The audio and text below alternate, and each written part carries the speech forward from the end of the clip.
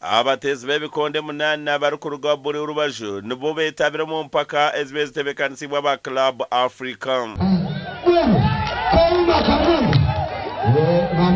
Abazaana ababiri bahayanira mu round ya kashatu mu district ya Kamwenge kandi tungira obonero kinana hari 10 kusinga aba Kasese.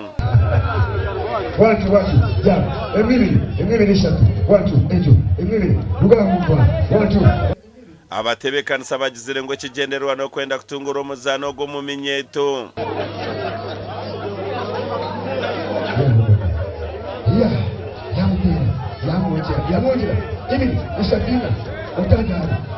Abamiza tukumesema tuwaletera tulebe talent kuleba owahangwire ekinanga kya omuzaano gwa national boxing na ruga Kamwenge. Omuzaano gutambudde bulungi nnyo tubasaba mweyongere ddala twazaganya omuzaano gugende mu maaso. Omuzaano gwatambula kulungi abamwe twabaterana za KO batusharirize bitakwatagine Kamwenge kimwe kiriyo tubabasa ebyo bikiryawo.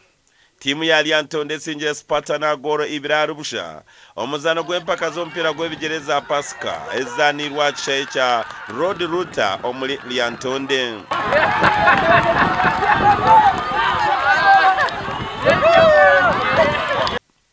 Timu ina ezirimu Lyantonde, Spartan, Kabura FC hamwe na Kaliro nizo zetabira mu mpaka ezi.